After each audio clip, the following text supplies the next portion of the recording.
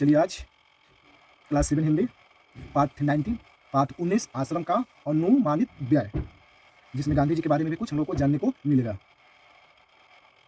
चलिए question number 1 को देखते हैं। ठीक है, हमारे यहाँ बहुत से काम लोग खुद नहीं करके किसी पेशेवर कारीगर से करवाते हैं, लेकिन गांधी जी पेशेवर कारीगरों के उपयोग में आने वाले औजार, छेनी, हथौड़े, बौसले इत्यादि क्यों खरीदना चाहते होंगे?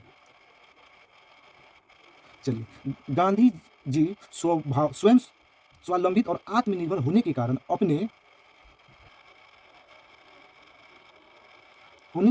अपने संदिग्ध में आने वाले सभी को स्वावलंबन और आत्मनिर्भर का पाठ पढ़ाना चाहते थे। उनके अनुसार प्रत्येक व्यक्ति को अपने छोटे से छोटे कार्य को स्वयं करने की आदत डालनी चाहिए, ताकि अचानक आवश्यकता के समय होने वाली परेशानियों से बच सके। क्वेश्चन 2 जानते हैं। गांधी जी ने अखिल भारतीय कांग्रेस सहित कई संस्थाओं एवं आंदोलनों का नेतृत्व किया। उनकी जीवन या उन पर लिखी गई किताबों से उन अंशों को चुनिए जिनसे हिसाब किताब के प्रति गांधी जी की चुस्ती का पता चलता है। चलिए 2 का भी हम लोग आंसर जानते हैं। गांधी जी हमेशा से हिसाब किताब में चुस्त थे। अपने विद्यार्थी जीवन में भी गांधी जी पाई का हिसाब रखते थे। वे कभी भी खर्ची नहीं करते थे। यहाँ तक कि पैसे बचाने के लिए वे कई किलोमीटर पैदल यात्रा करते थे, क्योंकि उनका मानना था कि धन को जरूरी कामों में ही खर्च करना चाहिए। इसी हिसाब किताब की चुस्ती के कारण वे सारे आंदोलनों को सफलतापूर्वक चला पाए। आश्रम के निर्माण के लिए अनुमानित बजट उनकी इस चुस्ती का साक्षात परिणाम है।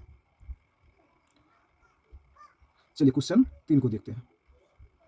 मान लीजिए आपको कोई बाल आश्रम खोलना है। इस बजट से प्रेरणा लेते हुए उसका अनुमानित बजट बनाइए। इस बजट में दिए गए किन मदों पर अपना कितना खर्च करना चाहोगे, किन नई मदों को जोड़ना हटाना चाहोगे।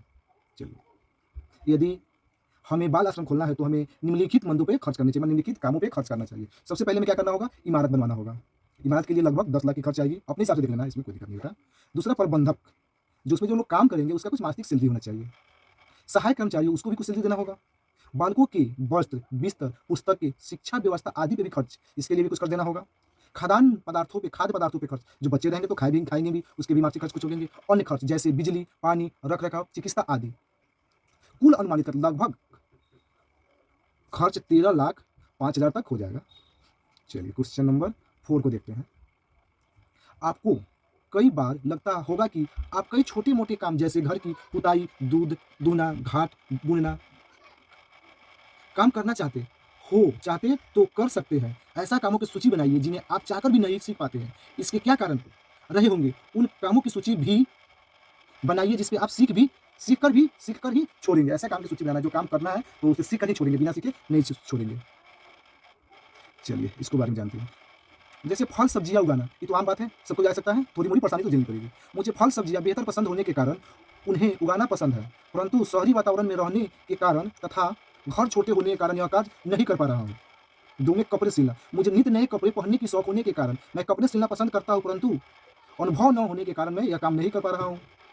लेकिन इस बार मैंने निश्चय किया हूँ कि छुट्टी शुरू होते ही दादाजी के पास गाँव जाऊँगा और फल सब्जियाँ उगाने की संबंधित ज्ञान प्राप्त करूँगा और अपना छोटा बगीचा बनाऊँगा। साथ ही इस बार मम्मी के साथ बैंक और पोस्ट ऑफिस जाऊँगा, ताकि आवश्यकता पड़ने पर वहाँ कार्य निपटा सकूँ। चलिए क्वेश्चन नंबर 5 को देखते हैं। इस अनुमानित बजट को गहराई से पढ़ने के बाद आश्रम के उद्देश्यों और कार्यपालियों के कार्यप्रणाली के बारे में क्या-क्या अनुमान लगाए जा सकते हैं। चलिए इसका आंसर जानते हैं। इस अनुमानित बजट को गहराई से पढ़ने के बाद आश्रम के उद्देश्य निम्न हो सकते हैं। स्वावलंबन का पाठ पढ़ना, स्वच्छता तथा नियमबद्ध तरीके से जीवन यापन करना संदेश देना है। लोगों को आजीविका प्रदान करना, लघु उद्योग को बढ़ावा देना, आश्रम को बढ़ावा देना। आश्रम की कार्य प्रणाली मुख्यतः आत्मनिर्भरता होना चाहिए। आपसी सहयोग एवं सरलता, सादगी तथा दैनिक आवश्यकताओं पर आधारित थी। भाषा की बात, चलिए जैसे इसमें अनुमानित शब्द अनुमान में इत प्रत्यय जोड़कर बनता है। इस प्रत्यय जोड़ने पर अनुमान का नित्य में परिवर्तन हो जाता है। नीचे इस प्रत्यय वाले कुछ और शब्द लिखिए, उनमें मूल शब्द पहचानिए और देखिए कि क्या परिवर्तन हो रहा है। चलिए इसका सबसे पहले हम लोग सूची बना लेंगे, जिस तरह हम बनाकर आप लोगों को दे रहे हैं। जैसे प्रमाणित, प्रमाणित का मतलब होता है प्रमाण, उसका कुछ प्रमाण देना होगा कि आप प्रमाणित कर रहे हैं। इत, इसमें कौन प्रत्यय है? इत। व्यवस्थित का मूल शब्द हो गया व्यवस्था, इसमें भी इत प्रत्यय है। द्रविद माने द्रव, इसमें भी इत प्रत्यय है। मुखरित, मुखर, इसमें भी इत प्रत्यय है। झंकृत, कृत, इत बड़ा, इसमें भी इत प्रत्यय, इसका क्या हुआ? झंकार, मुख मूल शब्द। मोहित, मोह, इत, मोहित। चर्चित, चर्चा, चर्चित।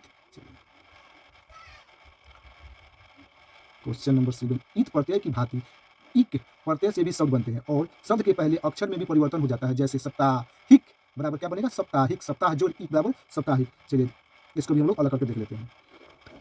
इत प्रत्यय शब्द, इत प्रत्यांत शब्द, मूल शब्द और प्रत्यय। मौखिक, मुख्य जोड़ इक बराबर मौखिक। संवैधानिक, संविधान जोड़ इक। प्राथमिक, प्रथम जोड़ इक। नैतिक, नीति जोड़ इक। पौराणिक, पुराण जोड़ इक। दैनिक, दिन जोड़। चलिए बच्चों क्वेश्चन नंबर 8 देखते हैं। बैलगाड़ी और घोड़ागाड़ी शब्द दो शब्दों को जोड़ने से बनता है।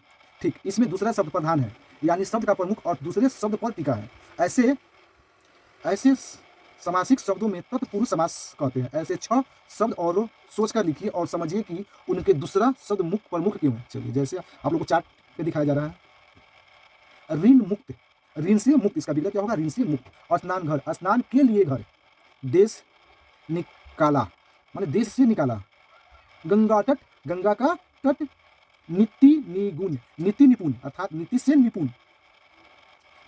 प्राधीन, पर से अधीन। उपयुक्त विग्रह को देखने से ज्ञात होता है कि दूसरा शब्द पहले शब्द की सार्थकता को स्पष्ट करता है। चलिए हम लोग का चैप्टर आज समाप्त हुआ, फिर कल नेक्स्ट चैप्टर की ओर